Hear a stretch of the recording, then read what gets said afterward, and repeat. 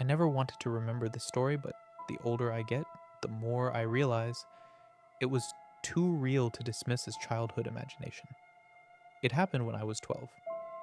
My best friend Raphael and I were always looking for adventures. Our town was small and there was hardly anything to do. During the day, we played soccer in the yard. In the evenings, we told scary stories on a bench or at someone's house. But what we loved most was sneaking into forbidden places: old basements, attics, abandoned buildings. We believed those places held secrets hidden from adults. The one place that drew us most was the old house beyond the railroad. People in town called it the Black House.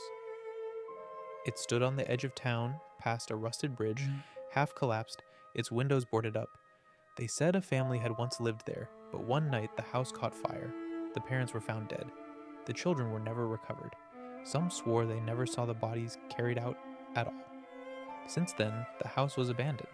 People avoided it, some even crossing themselves when they walked past. Of course, for us that was an invitation. It was a warm August evening. Our parents thought we were playing at a friend's, but we were already sneaking through the bushes with a flashlight and a backpack. The sun was sinking low, painting the world red. The railroad trembled in the distance as a train passed by. "You sure about this?" Raphael asked as we reached the bridge. "They say someone still lives there." "Come on." I laughed nervously. "It's just a house. Empty. We'll be the first to check it out." My heart was pounding so hard I thought he could hear it. The moment we crossed the rusted gate, the air changed. It grew colder, heavier. The buzzing of insects faded into silence. Even the crickets had stopped. The house looked worse up close. Its walls were scorched, windows gaping like hollow eyes. The door hung on one hinge, groaning with the wind. We stepped inside. The smell of rot and ash hit us instantly. The floor creaked, and bits of plaster rained down from the ceiling. On the walls, half covered in soot, we noticed strange markings. Circles, jagged lines, drawn in charcoal, maybe, or something darker. They looked far too fresh for a place abandoned for decades. "Look," Raphael whispered, pointing to the staircase. "We can go up." We climbed. Each step echoed too loudly in the still air. My hand shook around the flashlight. At the top, we found a room. It must have been a child's bedroom once. The remains of small beds. Broken toys scattered across the floor. In the corner lay a headless doll.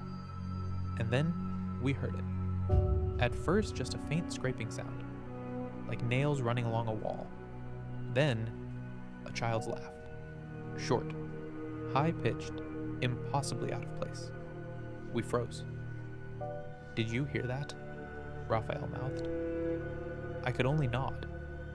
The flashlight flickered, then died. For a second, we were swallowed by pitch black. My fingers shook as I clicked it again. The beam returned. And that's when we saw it. In the middle of the room stood a figure. Small, child-sized. But its body was nothing but shadow, featureless, except for two pale glowing spots where its eyes should have been. It stood there, perfectly still, watching us. A chill ran down my spine.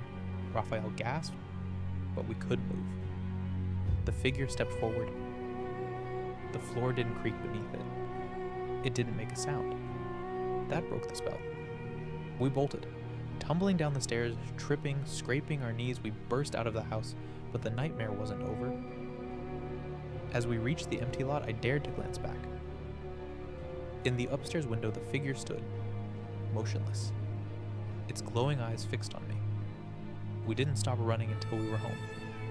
We told our parents nothing. That night, I barely slept. And when I finally drifted off, I dreamed of that house, of the shadow standing by my bed, whispering something I couldn't quite understand. The next morning, Raphael and I swore never to go back. And we did.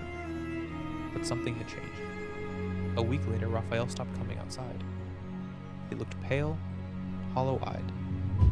He told me he couldn't sleep. In class, he filled his notebooks with those same strange symbols we had seen on the walls. And then one day, he didn't come to school at all. They searched for him. Police, parents, neighbors, but Raphael was never found. And I know where he stayed. In that house beyond the railroad. Among the burnt walls, behind those glowing eyes that are still waiting.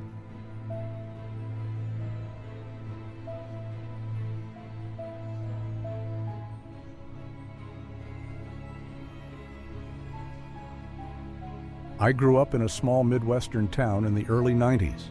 It was the kind of place where everyone knew each other, where kids still rode their bikes until the streetlights came on, and the biggest entertainment was renting VHS tapes from the local video store.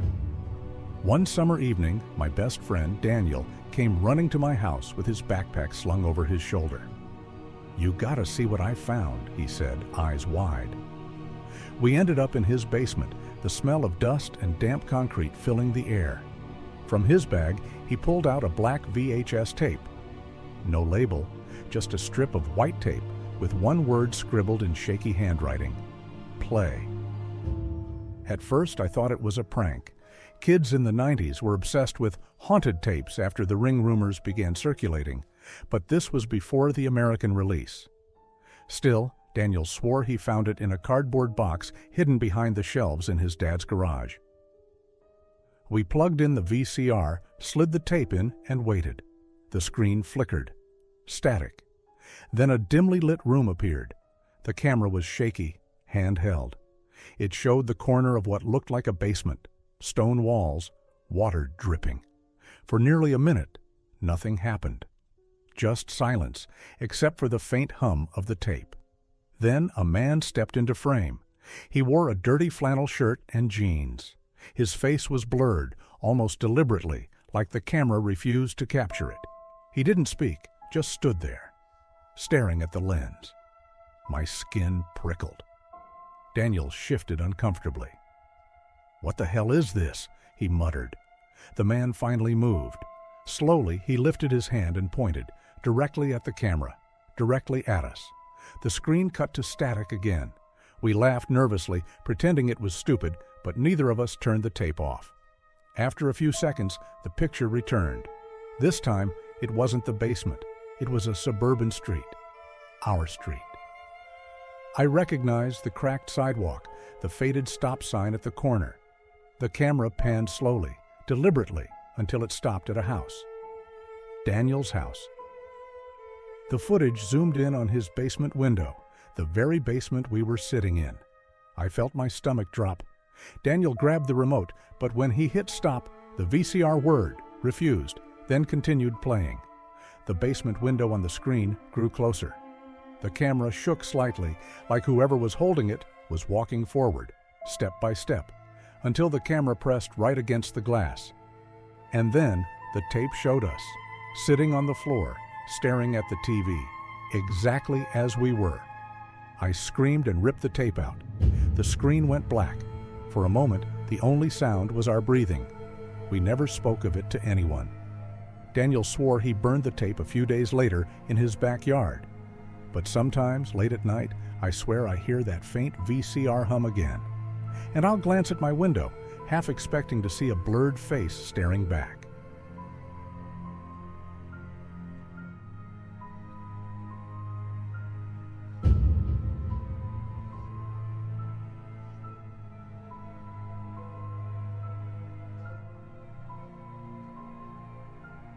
I grew up in a small Midwestern town in the late 90s, a place where nothing much ever happened. Most of us kids spent our days riding rusty bikes, hanging around the arcade, or sneaking into the old drive-in theater after dark. But there's one memory I can't shake, one that still creeps into my dreams. It happened the summer of '97, when I was 14. My best friend at the time was Raphael, a wiry kid with a quick smile and a dangerous sense of curiosity. That summer, Raphael had gotten obsessed with exploring abandoned places. He'd heard stories about the Highway Motel, a roadside inn about 15 miles out of town. It had been shut down since the early '80s after a series of strange accidents. Nobody ever tore it down. It just sat there, rotting by the highway, its faded neon sign still clinging to life, buzzing weakly on some nights. Locals whispered about people disappearing near there, but in the way adults do. half joking, half warning. Of course, to us, that made it irresistible. One evening, just before the 4th of July, Raphael convinced me to go. We told our parents we were crashing at each other's houses, then biked out of town as the sun went down. By the time we reached the motel, the sky was deep purple, and the cicadas screamed so loud it felt like the whole world was vibrating. The motel looked worse than I imagined. Paint peeling off in sheets, windows cracked, weeds swallowing the parking lot. The neon sign flickered. Vacancy. Though most of the letters were gone, leaving only a sickly red ANSI glowing in the dark. Inside, the lobby was a mess of broken furniture, dust, and old motel brochures scattered across the floor. The air smelled like mildew and something faintly metallic. Raphael grinned, flashlight in hand. "Come on," he said, "let's check out the rooms." The hallway was lined with doors, some hanging open, others locked. We peeked into a few. Moldy carpets, collapsed beds, graffiti scrawled across the walls. Nothing too crazy. But then we reached room 6. The door wasn't just closed, it was chained shut from the outside, like someone wanted to keep whatever was inside from getting out. "Dude," I whispered, "maybe we shouldn't..." But Raphael was already fiddling with the lock, using a screwdriver he'd brought. Within minutes, the chain fell loose and the door creaked open. The room looked untouched. Unlike the others, it wasn't trashed. The bed was neatly made, though the sheets were yellowed with age. A Bible sat on the nightstand. The TV in the corner looked as if it had been left on pause. Screen glowing faintly, though the power cord dangled free from the wall. I felt the hair rise on my arms. "This doesn't feel right," I muttered. Raphael stepped inside, his flashlight sweeping over the walls. That's when we noticed the writing, faint scratches covering the wallpaper, words etched over and over in shaky handwriting. "Don't let them in." Suddenly, the TV flickered to life. Static filled the room, and a distorted voice hissed through the speakers, like a broken recording on loop. "Check in. Never leave. Check in. Never leave." Raphael froze. "Okay," he said slowly. "That's not funny." Before I could answer, something knocked. 3 slow, heavy bangs from inside the bathroom. We both jumped. The bathroom door was closed, and a shadow flickered under the crack of light at the bottom. I wanted to run, but Raphael, stupidly brave, whispered, "Hello?" The knob began to turn. That was enough. I grabbed Raphael's arm and yanked him toward the hall. We bolted down the corridor, footsteps echoing behind us. Too many footsteps, heavier than ours, chasing us. When we finally burst out into the night, gasping for air, the parking lot was empty. No footsteps, no sound, but the cicadas. Raphael swore he heard a voice calling his name, but I dragged him onto his bike, and we didn't stop pedaling until we reached town. For weeks afterward, Raphael changed. He didn't laugh as much, didn't sleep well. He told me he kept hearing knocking at his window at night, always 3 knocks. Then one morning, his mom said he was gone, just vanished from his room. No sign of forced entry, no explanation. The police searched everywhere. Nothing. The weirdest part? A week later, room 6 at the Highway Motel was chained shut again. No one admitted to going out there. No one touched it. I don't know what happened to Raphael. Maybe he's still out there, trapped in that room, with the TV whispering its endless loop. Sometimes, late at night, I swear I can hear static through my walls, and 3 slow knocks.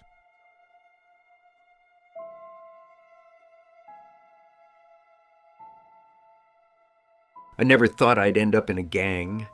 I wasn't born for it, at least that's what I used to tell myself. But the 90s had a way of dragging you into places you didn't belong. The world back then was different. No cameras on every corner, no smartphones, no easy ways to call for help. Streets were darker and people were hungrier. I was 16, broke and angry at the world. My mom worked 2 jobs just to keep food on the table, and my father, he wasn't around. I remember lying awake at night, staring at the cracked ceiling, wondering if I'd ever get out of that neighborhood alive. And then I met Sam. Sam wasn't like the others. He was older, maybe 22, and everyone respected him. Not because he was the biggest or the strongest, though he was both, but because he carried himself like someone who owned the streets. Leather jacket, black boots, always rolling up in his old Chevy that rattled like it was held together by rust and rage. People stepped aside when Sam walked into a room. The first time he spoke to me, it felt like destiny. He leaned against his car, smoking a cigarette, and said, "Hey kid, you look like you're tired of being nobody. Want to make yourself useful?"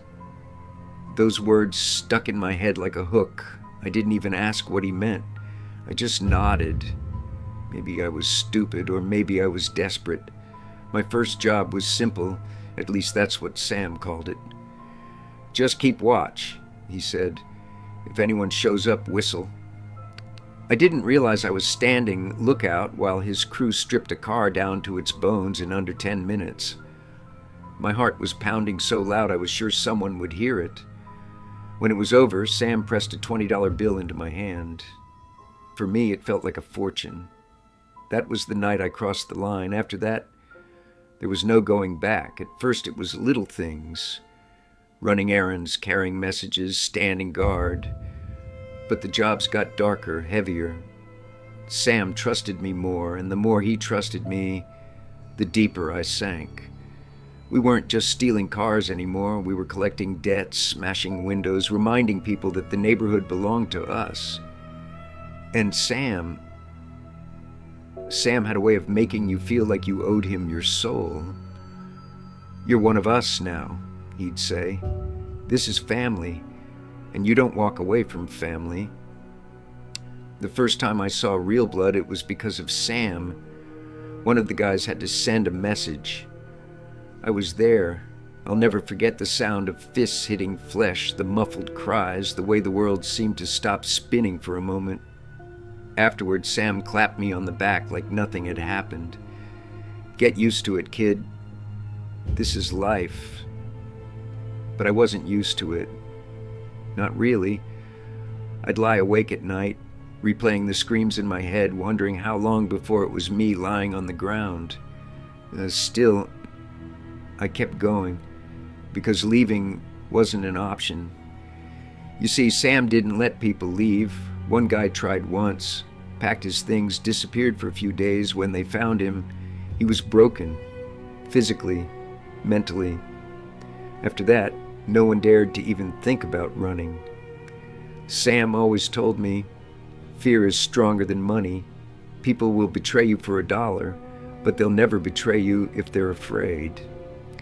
I hated how right he was. One night, Sam took me to an abandoned warehouse on the edge of town, just the two of us. The building looked like a skeleton against the orange glow of the streetlights, rusted beams sticking out like bones. Inside, it smelled like mold and gasoline. He lit a cigarette, exhaled smoke, and said, "You've done good, kid, but it's time you prove yourself. Tonight, you stop being a boy." He handed me something heavy, wrapped in a rag. When I unwrapped it, my stomach dropped. It was a gun. Cold, metallic, heavier than anything I had ever held in my life. "We're paying someone a visit," he said, "and if things go wrong, you'll know what to do." I wanted to run. My hands were shaking so badly I thought I'd drop the weapon right there, but I didn't run. I followed him because at that point, Sam owned me. My fear, my choices, my future. We drove into the night, the streets empty, the city asleep.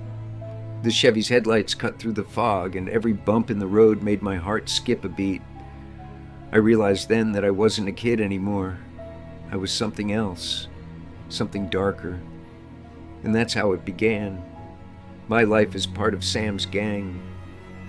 I thought I was choosing freedom, but all I chose was another kind of prison, a prison with no walls, no bars, only shadows. And Sam holding the keys. To this day, I can still hear his voice. This is family, and you don't walk away from family. The thing is, he was right. Even now, years later, no matter how far I've run, I still feel his shadow behind me. Because once you're in, you never really leave.